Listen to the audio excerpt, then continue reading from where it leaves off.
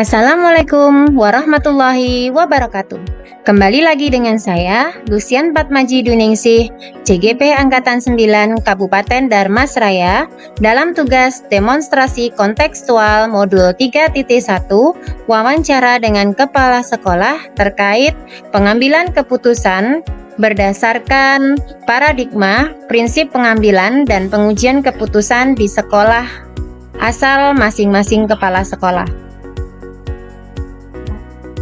Terima kasih kepada Ibu Cinta Septi Aulia SPDGR sebagai fasilitator dan Ibu Vivi Risanti SAG MPD sebagai pengajar praktik. Wawancara yang pertama yaitu dengan Kepala Sekolah SMPN 1 Tiumang, Bapak Yuharmen SPD. Dengan beliau, saya mengajukan beberapa pertanyaan jika sebagai pimpinan beliau dihadapkan pada situasi dilema etika yang ada di sekolah yang beliau pimpin. Karena berbagai hal, alasan dan kondisi, wawancara dilaksanakan secara tertulis. Berikut ini adalah hasil wawancara dengan Bapak Yuharmen selaku Kepala Sekolah SMPN Negeri 1 Tiumang. Silakan disaksikan.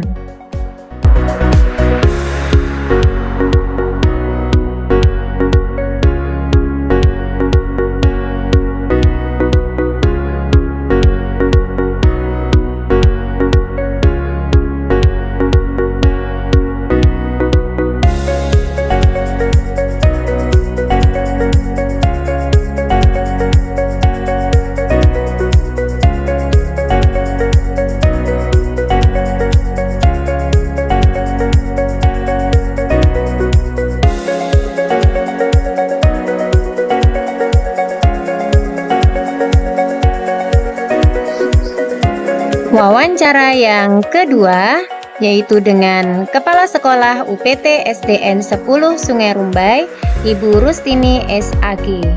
Wawancara ini juga dilakukan dengan tertulis dan berikut hasil wawancara yang telah saya lakukan kepada beliau.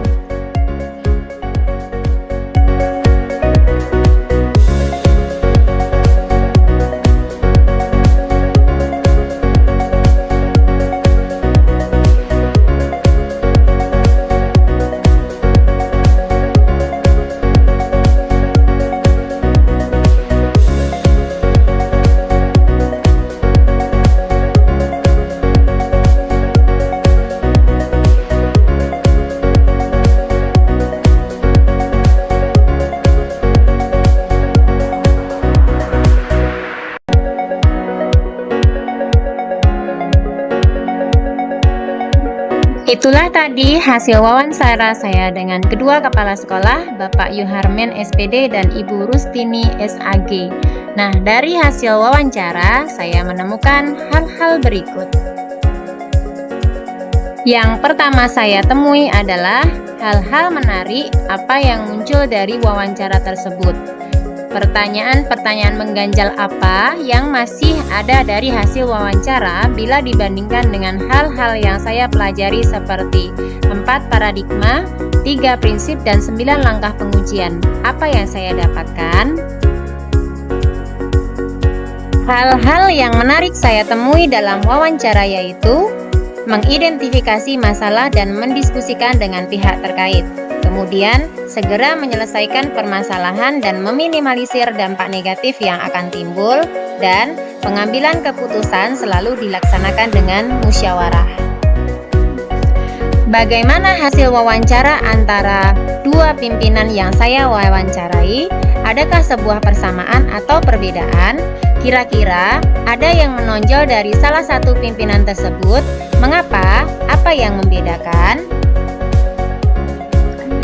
Persamaan dan perbedaan dari dua kepala sekolah dalam menyelesaikan kasus dilema etika hasil wawancara yang saya lakukan yaitu yang pertama, tahap awal sama, yaitu mengidentifikasi masalah, mengumpulkan fakta, menyelesaikan secara kekeluargaan dan bimbingan komprehensif.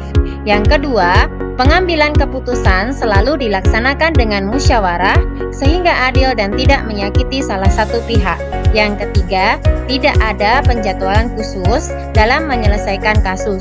Lebih sering segera menyelesaikan. Namun, ada satu Kepsek yang mentolerir tidak segera menyelesaikan masalah karena situasi dan kondisi, dan masalah tersebut tidak mendesak.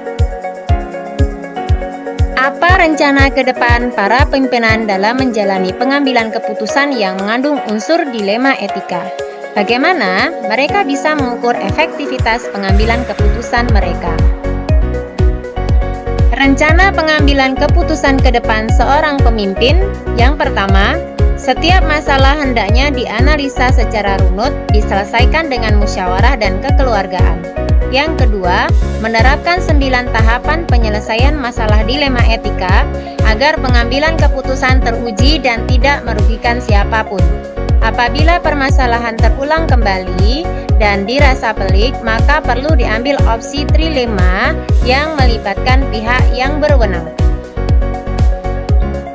Sedangkan pengujian efektivitas pengambilan keputusan yang dilakukan oleh kedua Kepsek yang diwawancarai yaitu dengan 1. Pengujian benar lawan benar terlihat dari pengambilan keputusan yang mementingkan rasa kekeluargaan. Yang kedua, uji panutan, yaitu memposisikan diri sebagai orang lain. Dan yang ketiga, uji intuisi yang berbasis peraturan. Hal berikutnya yang saya temui setelah melakukan wawancara yaitu bagaimana saya sendiri akan menerapkan pengambilan keputusan dilema etika pada lingkungan saya, pada murid-murid saya, dan pada kolega guru-guru saya yang lain.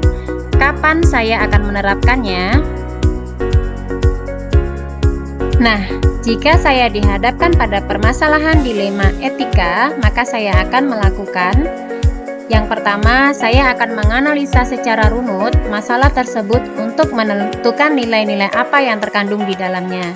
Yang kedua, saya akan menyelesaikan dengan musyawarah dan kekeluargaan.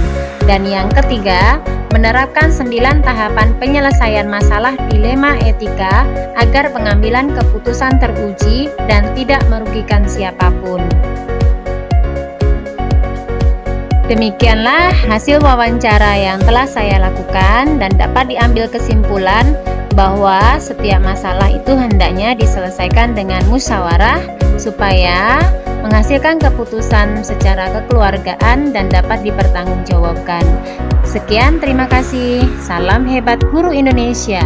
Tergerak, bergerak, dan menggerakkan.